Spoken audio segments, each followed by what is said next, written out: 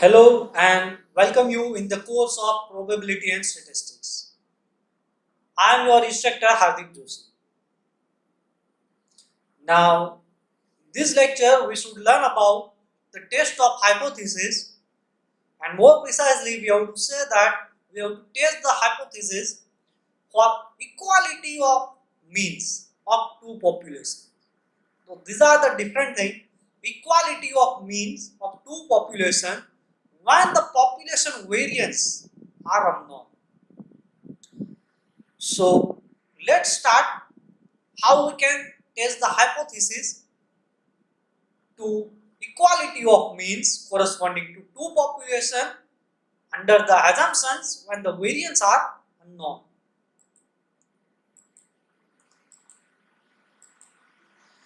So the test of hypothesis for equality of means of two populations, that is, there are two events, two observations is given corresponding to that two observations. We have to identify two mean, and now the test suggests that the variance are unknown, that is sigma square is unknown. So the step number one, now on the basis of this, which things is known, that is which statistics parameter are known and which statistic parameter are unknown, we have to predefine in the beginning of the hypothesis. So let mu x is the mean corresponding to the first population, mu y is the mean corresponding to second population. Now variance are unknown, that is sigma x square. Now sigma square we know that is a variance, and now x stand for corresponding to the first population. So sigma x square and sigma y square are assumed to be unknown. So these things are unknown, and we have to check whether the null hypothesis, that is equality of means, that is mu x is equivalent to mu y is our null hypothesis, and in the against of this null hypothesis we have to create a develop alternative hypothesis. So there are three situations arise to reject or in against of this null hypothesis. The first one, say mu x is not equal to mu y. Second, say mu x is greater than mu y. Yeah, third, mu x is less than mu y. Out of this, any one of the situation is definitely tells that mu x is not equal to mu y. So these are the step number one.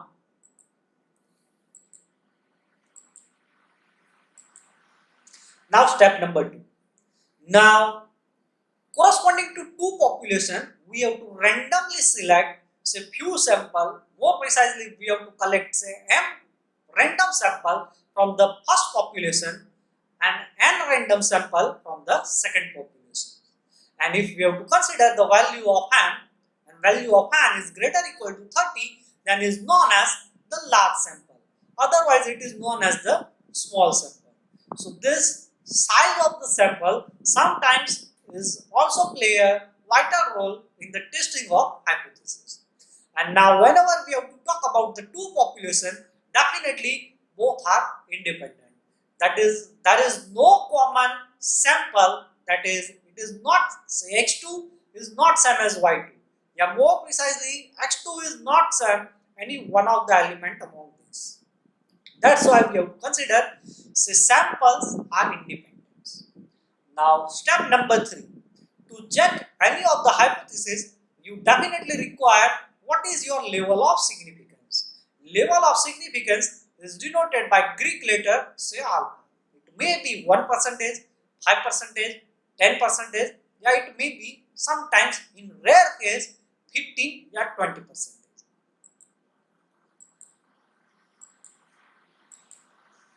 Step number 4. Now corresponding to which statistic parameter is defining the question and which are unknown, corresponding to that you have to identify which Z statistic is applicable. These are one of the important things to check any of the hypotheses. So here we have to consider Z statistics is equivalent to x bar minus y bar minus mu x minus mu y upon sx square upon m plus sy square upon n. Under the null hypothesis, that is both the population mean corresponding to the first population corresponding to second population are same, that is not significantly different. Now x bar and y bar are the mean of all the population. Now mu x and mu y are the mean corresponding to whatever random observation you have to taken from the observation 1 and that is population 1 and population 2. Now S stands for the standard deviation. Now suffix x denotes is corresponding to the population 1. Now sy square, that is the standard deviation corresponding to second population. Now m stands for the size of the first population, n stands for size of the second population. So the approximate sample distribution of this particular Z statistics reduce, say Z is equal to x bar minus y bar upon sx square upon m plus sy square upon n under the assumption of this null hypothesis. That is both the population means are not significantly different. That is both are equal. So just by plugging this quantity here, this term is 1 is that is 0. So it leads to the same expression. Step number 5. Now just we have to identify these are the Z statistics. So we have to find out the precise value of this Z statistics. Already we have to discuss this all the parameters x bar, y bar, sx, sy. Step number 6. Find the critical value, that is Z. Now again, right now in this particular lecture we cannot say give too much attention because this Z experimental value is already predefined. So just we have to pick up the experimental value in the particular this table. Now finally step number 7, we have to give our decision whether the null hypothesis is reject or not rejects on the basis of the observed Z value is greater equal to experimental Z value. So irrespective of case whether it satisfies this condition, if yes, then null hypothesis rejects, otherwise not.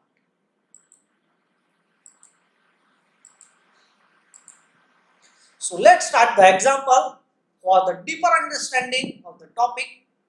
So a model examination was conducted to 12 standard students. Remember, model that is just identical on an average examination, is not too much tough, not too much easiest. So a model examination was conducted of 12 standard students in a particular subject, statistics. A district educational officer want to analyze the gender-wise performance of the student using the marks secured by randomly selected boys and girls. So one model examination was conducted of 12 standard students, and our district educational officer required the one particular analysis, that is they have to check the fluency of the student according to their gender, that is the girls and boys both are identical in that particular statistic examination. Yeah, there is something say different, say students are very much powerful in the statistics as compared to girls, yeah, vice versa. So our education officer analyzed these things. So sample measures were calculated and details are presented in this below table. So the gender, the first column represents the gender, that is boys and girls, and now the sample collected of boys are 100 and 150 of girls samples are collected. Now the mean observe that say 50 corresponding to boy and corresponding to girls, the sample mean is 51, and the standard deviation is 4 and 5 corresponding to boys and girls respectively. Now it is predefined in the question, consider the 5% level of significance with check whether the performance of the students differs significantly with respect to their gender. Now at the 5% of level of significance, we have to check this particular, that is boys and girls are in the scoring of mark is both are equal, that is significant same, the number of secured by the boys as well as girls in particular statistic exams are same, yeah, it may be differ. Remember, right now we have to not talk about say any other things, just we have to talk about say fluency of secure marks in this statistic examination as boys against girls. So let's start solution. So the first step, we have to identify the statistic parameter. So mu x and mu y, that is the mean x corresponding to boys and y corresponding to girls. So on the basis of that, we have to predefine the null hypothesis, that is mu x equal to mu y, and it's interpreted like that. There is, if these are equal, it means that there is no significant difference in the performance of the students with respect to their gender. Now alternative hypothesis, that is against in this null hypothesis, that is against, so mu x not equal to mu y. So definitely its interpretation is just complement of this, that is performance of students differs significantly with respect to the gender. So mu x not equal to mu y, so it suggests that we have to consider two-sided alternative hypothesis.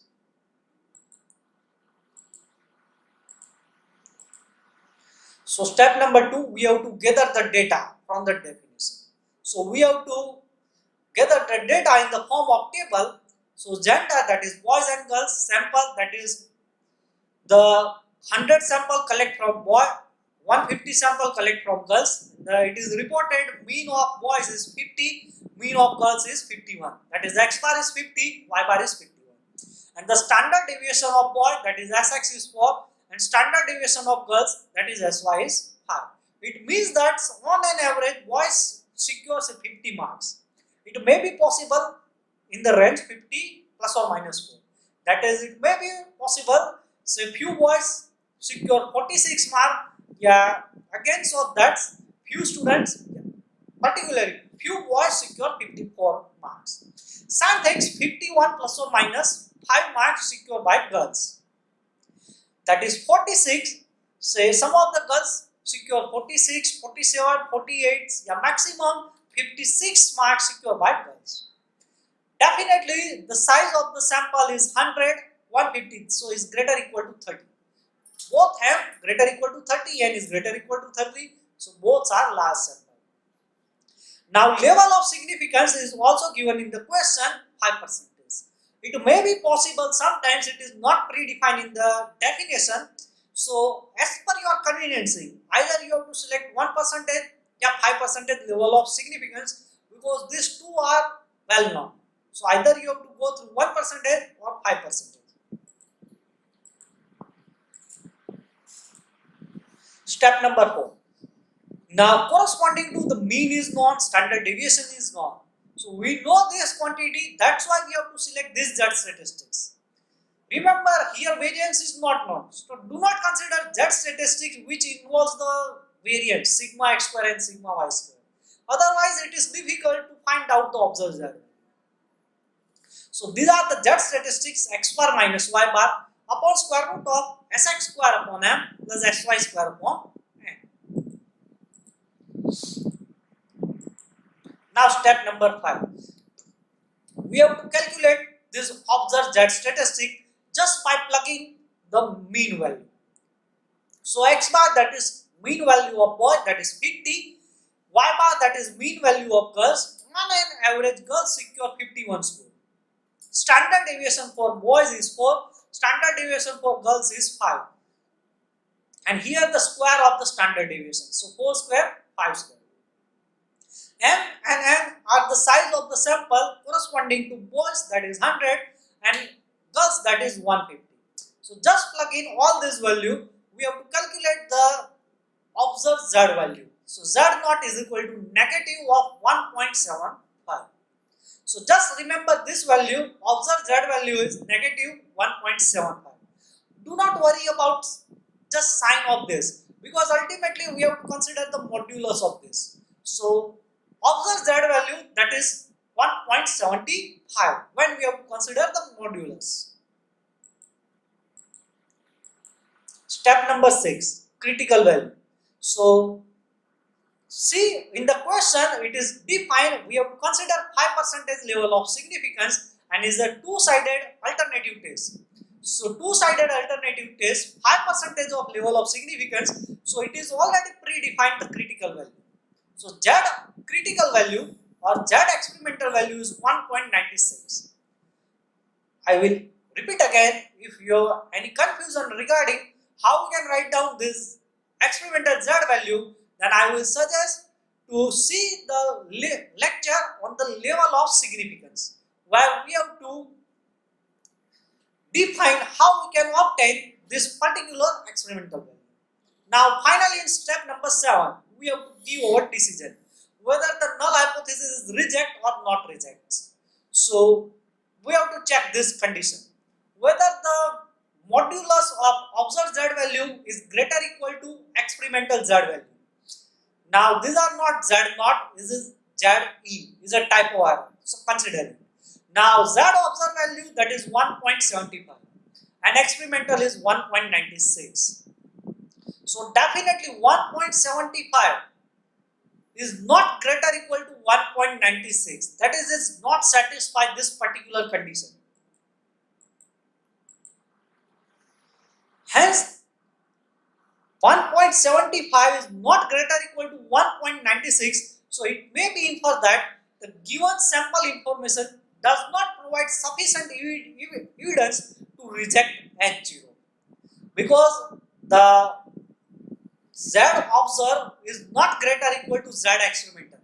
If that condition is satisfied, then we have to reject the null hypothesis. But right now we have to not collect the enough information to reject the H0.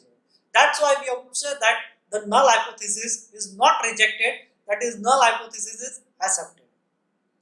Therefore, it may be decided that there is no sufficient evidence. Remember, what is null hypothesis tells that there is sufficient difference. That's why we have to write down, it may be decided that there is no sufficient evidence in the given sample to conclude that performance of boy against girls in the model examination of this particular statistics different significantly. So finally we have to say that the null hypothesis is not rejected. So thank you so much for paying your attention.